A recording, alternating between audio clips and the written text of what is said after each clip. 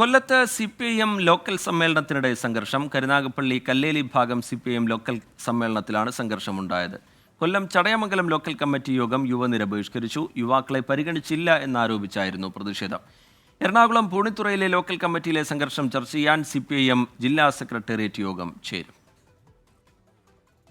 കൊല്ലം കരുനാഗപ്പള്ളി കല്ലേലി ഭാഗം ലോക്കൽ സമ്മേളനത്തിലാണ് ചേരിതിരിഞ്ഞ് പ്രവർത്തകർ ഏറ്റുമുട്ടിയത്.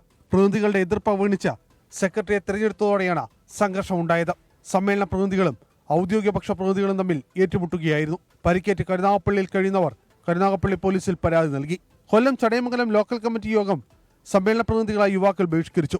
ലോക്കൽ സെക്രട്ടറി തെരഞ്ഞെടുപ്പിൽ DYFI SFI പ്രവർത്തകരെ അവഗണിച്ചെന്നാരോപിച്ചായിരുന്നു ബഹിഷ്കരണം. ലോക്കൽ കമ്മിറ്റിയിലേക്ക് മത്സരം ആവശ്യപ്പെട്ട യുവനിരയെ ജില്ലാ സെക്രട്ടേറിയറ്റ് അംഗം S വിക്രമൻ താക്കീത് ചെയ്തതും പ്രതിഷേധത്തിന് ഇടയാക്കി. സംസ്ഥാന കൺട്രോൾ കമ്മീഷന് പരാതി നൽകാനാണ് ബഹിഷ്കരിച്ചവരുടെ തീരുമാനം. എറണാകുളം പൂണിത്തുറയിലെ ലോക്കൽ കമ്മിറ്റിയിലെ സംഘർഷം ജില്ലാ സെക്രട്ടേറിയറ്റ് ചർച്ച ചെയ്യും. സംഘർഷത്തിൽ 4 ബ്രാഞ്ച് സെക്രട്ടറിമാർക്കെതിരെ നടപടിയെടുത്തേക്കും. സാമ്പത്തിക ആരോപണങ്ങളെ തുടർന്നാണ് പൂണിത്തുറയിലെ ലോക്കൽ കമ്മിറ്റി യോഗം കയ്യാങ്കളിയിൽ കലാശിച്ചത്. സംഘർഷത്തിൽ ലോക്കൽ കമ്മിറ്റി അംഗം അടക്കം 6 പേരെ റിമാൻഡ് ചെയ്തിരുന്നു. 24 കൊല്ലം.